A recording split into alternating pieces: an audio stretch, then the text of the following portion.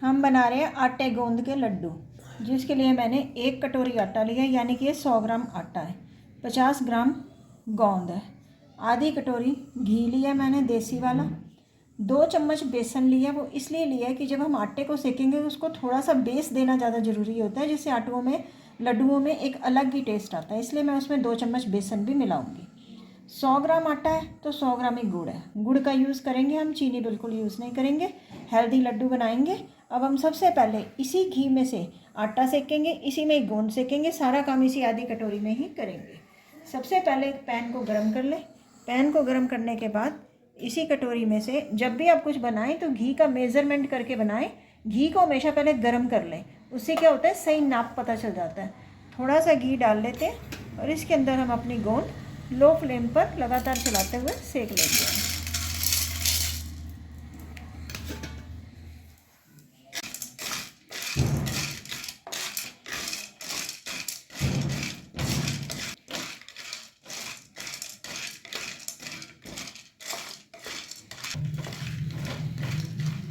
गोंद को जब भी सेकें एकदम तेज़ घी में मत डालें, नहीं तो वो ऊपर से सिक जाएगी, अंदर से कच्ची रह जाएगी, क्रंचीनेस नहीं आ पाएगा। अब हम इसको धीरे धीरे लो फ्लेम पर सेकेंगे तो ये अपने आप धीरे धीरे देखना कैसे सीखेगी, ऐसे बड़ी बड़ी हो जाती है फूल मखाने की तरह, और अच्छी क्रंचीनेस भी आ जाती है।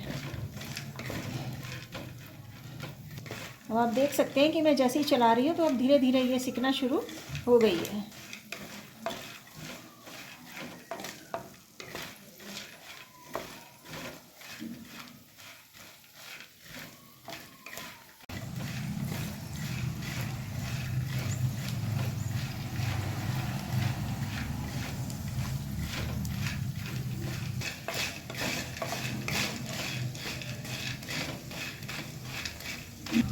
हमारी गोंद बहुत अच्छे से सिक गई है। मैं आपको बताती हूँ, ये इसको ऐसे करके देख लें, ये देखें बिल्कुल अब ये बिल्कुल ही सिक चुकी है।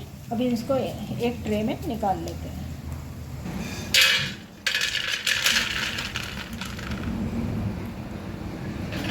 पैन में उसी बर्तन में से नापा हुआ घी थोड़ा सा और डालते हैं, थोड़ा सा भी हम बचा लेते हैं।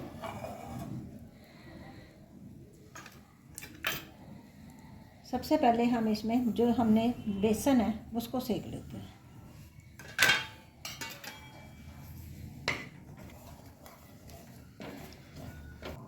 बेसन सिक गया, इसकी कढ़ाई में चारों तरफ ये बबल्स आ गए हैं, इसका मतलब हमारा बेसन सिक चुका है।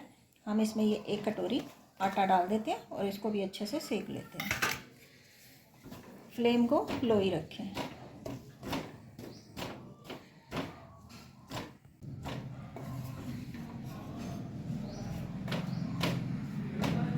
जब तक आटा सीख रहा है तब तक हम इस गोंद को भी मैश करके रख लेते हैं।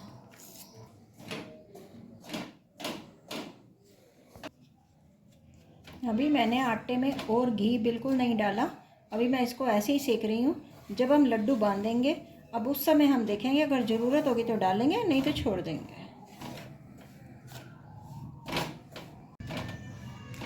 हमारे आटे का कलर जैसे जैसे सीख रहे हैं, देखें कैसे कितना बढ़िया कलर आ रहा है हमारा। इसके अंदर जो हमने 2 चम्मच बेसन सेका है ना, ये उसकी वजह से इतना अच्छा कलर आया है।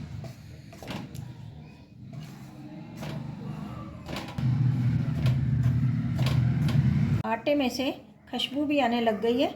अब ये बहुत अच्छे से सिक गया। मैंने इसको लो फ्लेम पर लगातार चलाते हुए 10 मिनट तक सेका। अब हमारा आटा बहुत अच्छे से सिक गया, इसको भी हम अपनी ट्रे में निकाल लेते हैं।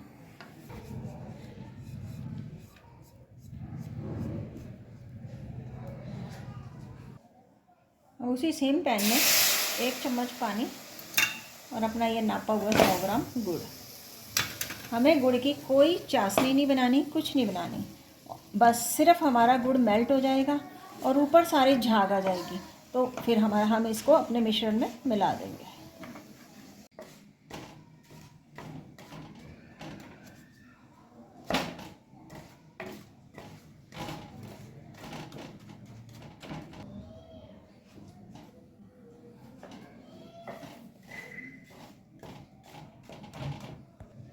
हमारा गुड़ तैयार हो गया, इसमें सारे बबल्स आ गए।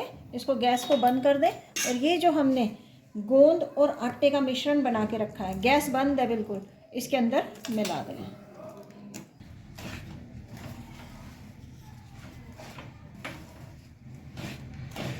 इसको हम नीचे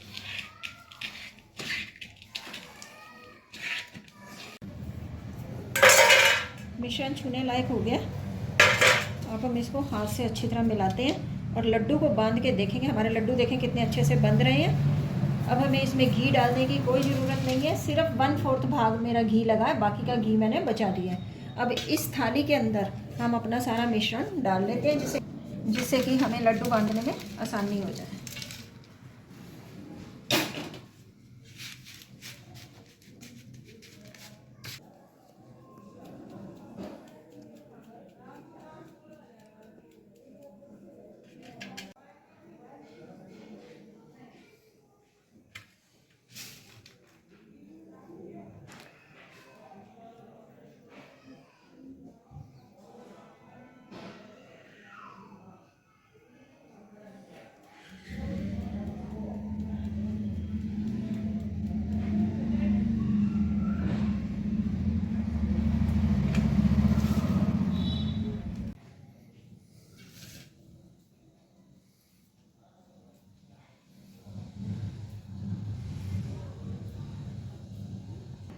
हमारे आटे के लड्डू बनके तैयार हो गए।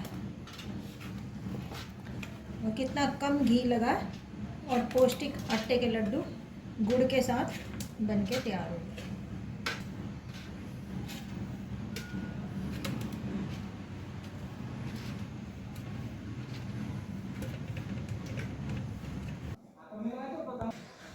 हमारे आटे गोंद के हेल्दी लड्डू बनकर तैयार।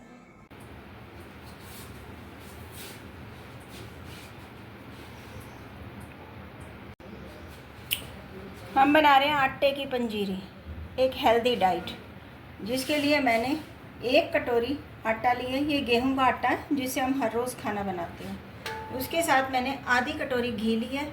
घी को मैंने पिघला लिया जिससे कि सही मेज़रमेंट का पता चल जाए। और थोड़े से ड्राई फ्रूट्स हैं, मैं बादाम का यूज़ कर रही हूँ, आप अपनी मनपसंद के कोई भी ड्राई फ्रूट्स यूज़ कर सकते हैं। 2 चम्मच मैं इसके अंदर धनिया पाउडर का टच दूंगी और 2 चम्मच ये डेसिकेटेड कोकोनट है, इसका भी टच दूंगी। इससे पंजीरी में बहुत अच्छा फ्लेवर आ जाता है। सबसे पहले हम ड्राई रोस्ट कर लेते हैं आटे को। अभी कुछ नहीं डालना, अभी 5-7 मिनट तक लो फ्लेम पर आटे को अच्छे से ड्राई रोस्ट कर लें। उससे क्या होता है, एक तो ये घी ज़्यादा नहीं पिएगा और पंजीरी बहुत अच्छी बनेगी, आटा बहुत अच्छे से सिक जाएगा। आटे को मैंने लो फ्लेम पर 5 मिनट्स तक लगातार चलाते हुए इसको अच्छे से रोस्ट कर लिया। इसमें से हल्की हल्की खुशबू भी आने लग गई है। अब हम इसके अंदर जो ये हमने नाप के आधी कटोरी घी रखा हुआ है, इसको डाल देंगे और फिर घी डालकर और अच्छे से सेकेंगे। आटे का कलर बिल्कुल ब्राउन हो जाएगा, तब हमें पता चल जाएगा कि हमारा आटा सिक गया है। आटे की पंजीरी को बहुत ही ज़्यादा पेशेंस के साथ बनाएं। ये खाने में बहुत ज़्यादा टेस्टी लगती है और हेल्दी भी बहुत होती है।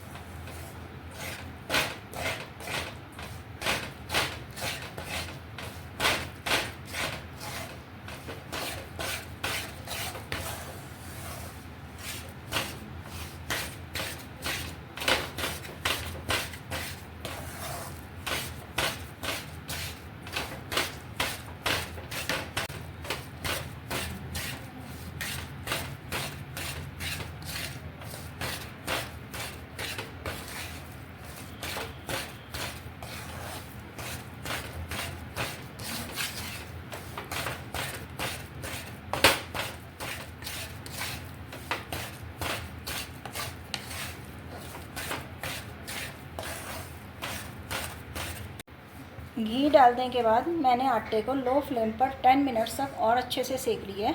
ये अब सिकने पर आ गया क्योंकि इसने घी भी छोड़ दी है, चमक भी आ गई है। और ये सबसे बड़ी चीज़ है कि ये हमारे इसके साथ चिपकेगा नहीं, तो आप समझ जाना कि हमारा आटा बिल्कुल सिक गया।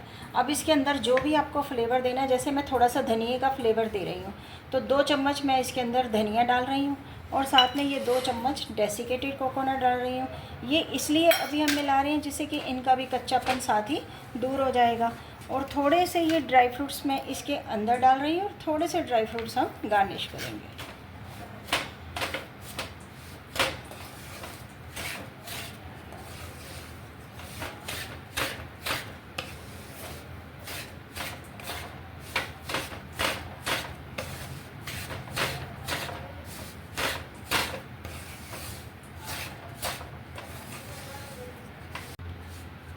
धनिया और डेसिकेटेड कोकोनट डालने के बाद भी मैंने इसको लगातार चलाते हुए 5 मिनट्स पर लो फ्लेम पर सेक दिया। अब हम गैस को कर देते हैं बंद, और चीनी हम तब डालेंगे जरा ये थोड़ा ठंडा हो जाए, नहीं तो अगर चीनी पिघल गई तो हमारी फिर पंजीरी बिल्कुल गीली गीली हो जाएगी। इसलिए 5-7 मिनट रुकने के बाद फिर हम इसमें चीनी डालेंगे। मिश्रण ने रेस्ट कर ली है। अब हम इसमें आधी कटोरी चीनी डाल देते हैं। मैं आधी कटोरी डाल रही हूँ, हम अपने टेस्ट के अकॉर्डिंग कम या ज़्यादा कुछ भी कर सकते हैं। अब हम इसको अच्छे से मिलाएंगे।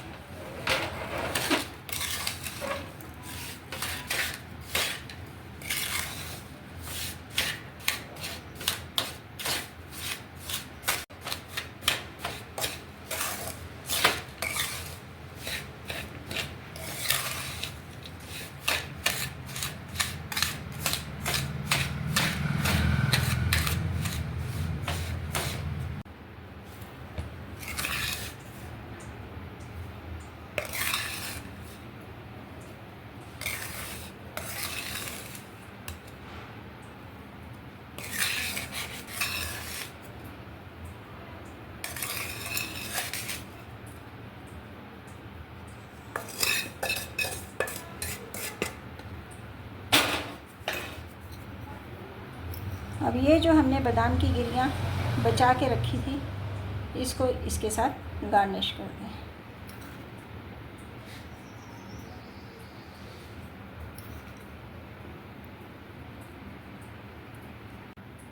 हमारी शानदार आटे की, धनिए की, डेसिकेटेड कोकोनट की सब मिला के हेल्दी पंजीरी बनके तैयार हो गई।